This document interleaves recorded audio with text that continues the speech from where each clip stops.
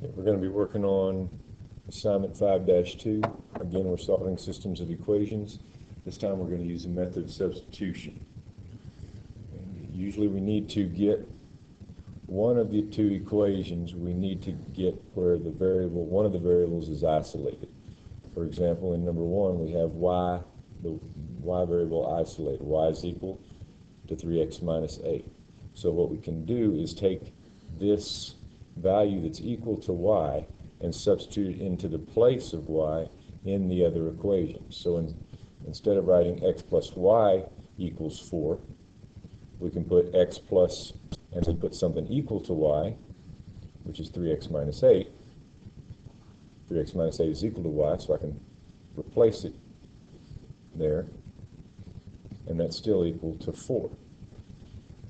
The benefit of this is now I have an equation that has only one variable in it, and I can solve for that variable. The parentheses are not necessary, so I get x plus 3x minus 8 equals 4. Then let's solve to see what x would be. It'd be 4x minus 8 equals 4. Add 8 to both sides. 4x is equal to 12. X would be equal to 3. So if x is 3, that is the x-coordinate for my solution to my systems of equation. I'm finding their intersection point. So once I know x, I can take that value and plug it into either one of these two equations to find out the variable of y, or the value of y. We'll go ahead and use the first equation. So y is equal to 3 times, and I'm going to put that value of 3 in the place of x to find its matching y value. So y would be equal to 9 minus 8, which would be 1. So my solution to my systems of equations is 3, 1. That's their intersection point. Here on number 2, my second equation has the variable m isolated, so I can take that value of m, this value of m, and replace it into the first equation for m. So it would be 2, and then times 1 minus 4n, put it in parentheses. It's always a good habit when you're substituting, plus 7n equals 3. Now in this equation I have everything in terms of n.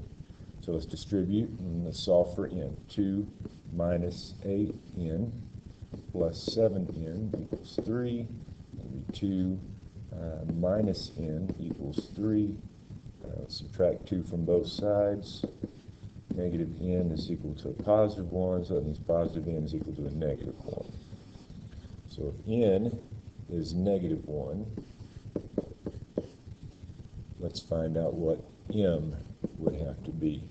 So we'll take that value of negative 1 and we'll plug it into here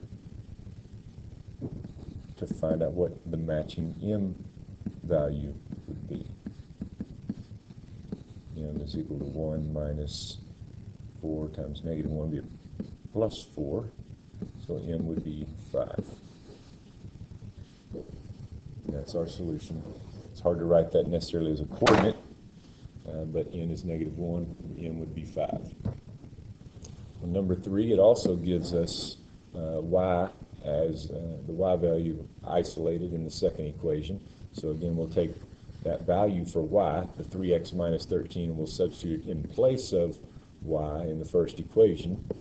And it'll look like this: 4x plus 5 times 3x minus 13 is equal to 11. Go through and distribute and solve for x. Okay, 4x plus, that'll become 15x minus 5 times negative 13 would be 65, I think, equals 11. 3 times 5 is 15, here's 1, times 5 is 6, yes. So let's collect our like terms. Here we get 19x minus 65 equals 11. Let's go ahead and add 65 to both sides. We get 19x, because those cancel, equals 76. Divide both sides by 19, and x becomes, we'll make x become an even 4. Okay, so that's my x coordinate. I need to find my y coordinate.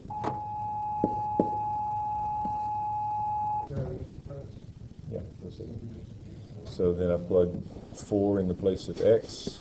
If y equals 3 times 4 minus 13.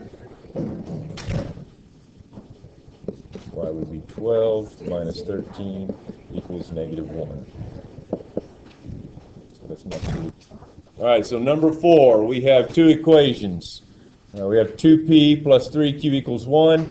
We have -3p plus q equals 15. Neither one of those equations has either one of the variables isolated like we had in 1, 2, and 3.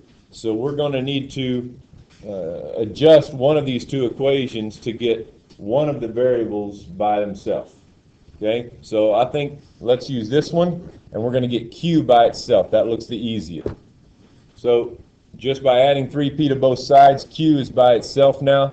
So if this is equal to the value of q, I can take that value and substitute it back into the first equation for the letter q. So it'll look like this once I do my substitution. Instead of q, I'm going to write something equal to q, which is going to be 15 plus 3p, and that's still going to be equal to 1. Now I'll distribute, simplify, collect my like terms, and solve for p. So we've got it down to distributed and collect my like terms, and then now I'm down to 11p equals -44. Divide both sides by 11. I get p equal to -4. So that's part of my solution. P is equal to -4. Now I need to find the value of q. So I'll take that value of p and substitute it into one of these two equations to find the value of q. This one is the one I'm going to use. I'm going to use -3 times -4. That's the value of p that I found. Plus q is equal to 15. Now I can solve this for q. Multiply here, I get positive 12 plus q equal to 15. Subtract 12 from both sides, and I'm left q is equal to 3.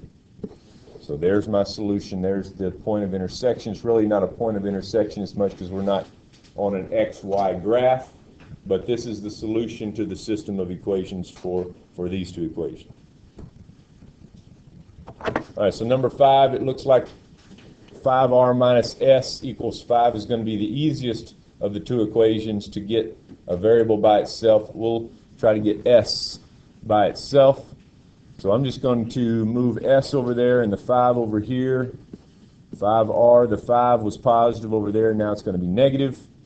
The s was negative over here, now it's going to be positive. So s is equal to 5r minus 5. So I'm going to take that value that I found that's equal to s, and I'm going to put it in the place of s in the second equation. And it'll look like this once I substitute.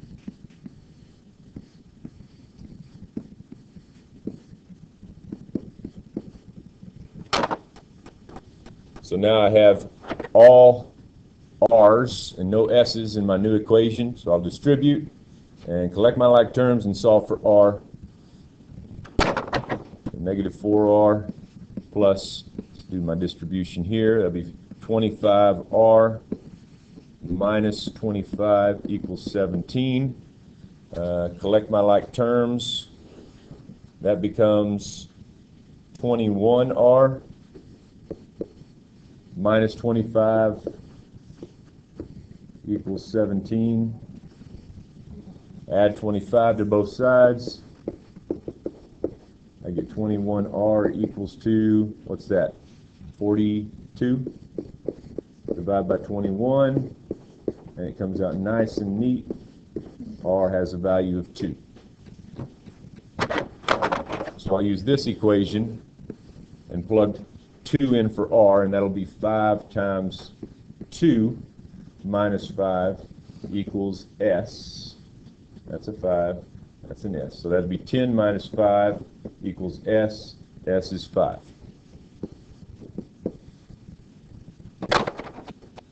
So if -2, 4 is where they intersect, we'll circle yes. If it's not, we'll circle no. We got to plug them in. And it has to work in both equations, not just one. So negative 2 is our x value, and 4 is our y value. And so when I put negative 2 in for x minus 4 in for y, I have to get 6. Does it? Does negative 2 minus 4 equal to 6? No. So that means that negative 2, 4 did not work. That means it's not a solution to, it's not even on that line. Negative 2, 4 isn't even on the line x minus y equals 6. So if it's not on the line, it can't be their intersection point. So I don't even have to test the second equation. The answer is no. All right, so for number 7, 1, 2 means our x value is 1, our y value is 2. Let's plug them in. Let's start with the first one. 2 times 1 minus 2 equal to 4. Yes or no? No. Move on. Number 8. Negative 2, 3. Well, we don't have x and y, we have a and b. So I'm assuming they mean the first one is a and the second one is b. I'm just going to have to go with that. Because x comes before y, a comes before b. We're going to assume a is negative 2 and b is 3. All right, so we'll plug those into, let's start with the first one. A, which is negative 2, plus b, which is 3, is that equal to 1? Yes. All right, we finally have that one check out. Now let's try the second one. 5 times negative 2 plus 3 times 3. Is that equal to negative 1? Well, let's see. That's negative 10 plus 9. Yes. So if I get 2 yeses, it's unanimous. Then the answer is that is the point of intersection. That is where they cross. That's the solution to that system of equations. Number 9. 9, 1. So I'm assuming since F is before G in the alphabet, that F is going to be our 9 and G is going to be our 1. So let's plug it back in. 9 plus 3 times 1, is that equal to 12? Yes. All right. Now let's check the second one. Is 9 minus 1 equal to 8? Yes. All right, we got a yes for both. It's unanimous. Number 10. 10-2 is wanting us to see if 10-2 is the point of intersection. That means W is W10 when X is 2. Does that point 10-2 work in both equations? So we need to plug it back in to find out. So is 10 equal to 5 times 2? I put 10 in for W, 2 in for X. Yes or no? Yes. Okay, now let's try the second one. Is 2 times 10 plus 3 times 2 equal to 34? That's 20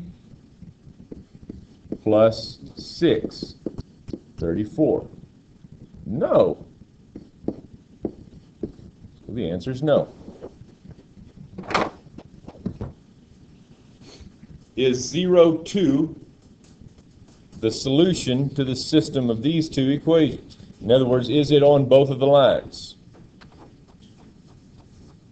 So we'll put, I'm assuming C would be our 0 and D would be our 2. So we'll put 0 in for C, and we get 0 minus 5 times 2 in for D equal to 2. Is 0 minus 10 equal to 2? No. So I don't have to check the second one. I'm done. All right, that concludes 5-2 assignment.